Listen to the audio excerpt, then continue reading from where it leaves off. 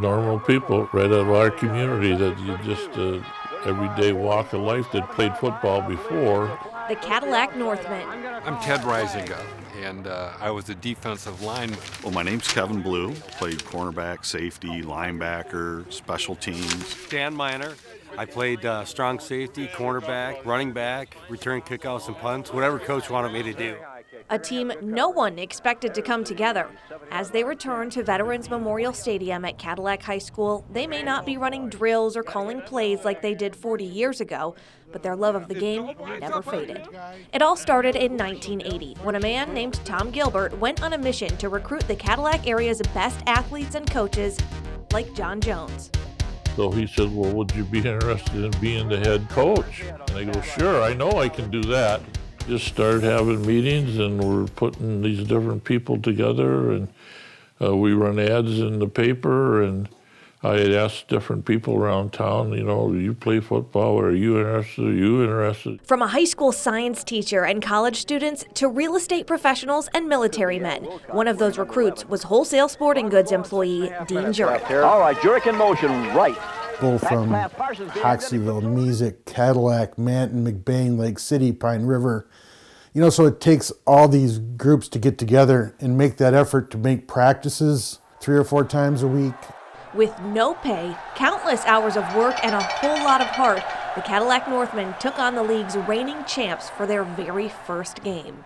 John Jones, the coach at the time, said, hey, we're going to go to Grand Rapids and beat those guys. Our very first game against the champions of the league the year before at their place.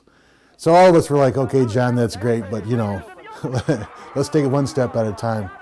And actually we went there and beat them in a very low scoring game, and we came away from that believing, hey, we can beat anybody now. Game after game, the Northmen kept winning. As their success grew, so did their popularity. The community got on our side big time. The average team would have maybe 100 or 200 fans come to the game. We'd have 3,000. It was just packed. You know, that was really exciting to look up there and see the whole stadium there, Cadillac packed. The Northmen went undefeated and won the MCFL championship their very first year. And they did it again in 1984. Earl Parsons, who was the quarterback, we laugh about this now, but at the time he threw, I think, 4 interceptions in the first half.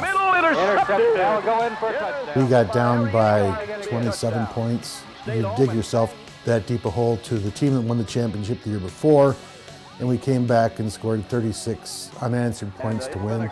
It's one of the great comebacks. While winning is great, Parsons back, rolls left. The friendships formed on this field mean more than any title. My greatest memories are these guys. The friendships and the family that we built over the years, and we're still together. That's the greatest part of the whole experience. But the Northmen were more than a source of entertainment. They gave people something to root for. The whole community, you know, it was just nice that everybody was happy, and it brought the community together. Back in 1980, we was in a recession that there was 20+% interest on stuff, and people wasn't working, and it gave the community something to look forward to. Yes, sir. After 7 seasons, the sun set on the Cadillac Northmen, but the bonds will last forever. I still have people call me coach, you know, which really makes me feel good. We built a family, and we're still family. I wish at some point in everyone's life they got to experience that sort of closeness and that sort of a bond, and I think the world would be a better place. What a game. Now